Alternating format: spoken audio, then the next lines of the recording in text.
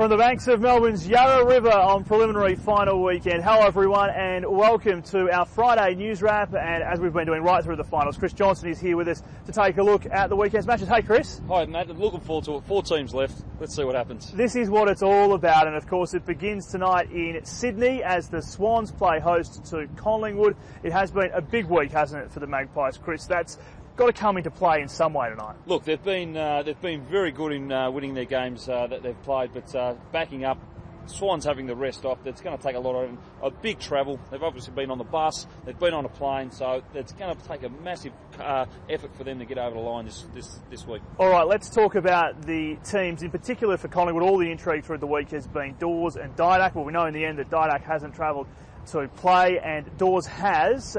What do you think? They can probably counter the loss of Didak. Dawes is pretty important. Yeah, Dawes is very important. Look, and we've seen him in the latter stages of the game last week that he could run in a straight line, but his change in direction stuff wasn't great. So hopefully he's had the week there to recover. But certainly Didak, he was up and about for the first 3 quarters until he hurt his calf and he subbed out. So he's going to be a massive miss for them.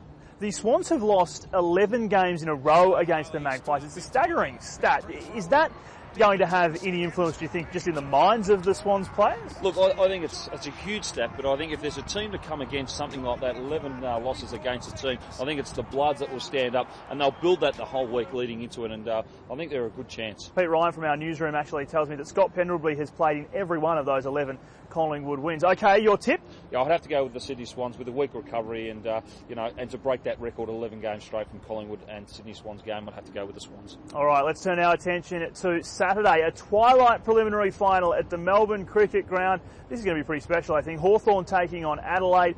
All the money, all of the support is with the Hawks.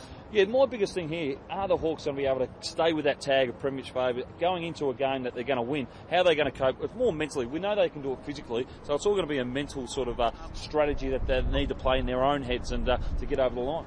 Young and Lewis are back for Hawthorn. Otten is in for Adelaide. What about Brenton Sanderson during the week, though, Chris? The Crows coach, he's come out and said, really, the Hawks are going to have to play badly for us to be any chance of winning. It seems like an amazing comment. Yeah, look, it's an amazing comment, but a lot of coaches do. They play their team's chances down a little bit to off guard and get them off guard the opposition. So it's a bit of a smart ploy, but hopefully behind closed doors, I wouldn't say that he's been pumping his team up behind closed doors. He's just putting on a bit of a show for everybody else, I think. All right, your tip for this one? I'd have to go with the Hawks. They're the form team going around in the last 4 teams left. They've been outstanding, and as long as they can put it together, they're going to be there in that next week. And you're prepared to go early and say who would win a Hawks Sydney Grand Final, or do we need to see this weekend first? Not prepared with that yet. We know what Sydney's like, but we've got to make sure that gets over the line first, Matty. All right, great to see you, Chris. Thank you very much for that. Too easy, mate. Chris Johnson with us here on AFL.com.au. Click back soon for more of the very latest footy news and enjoy the action this weekend.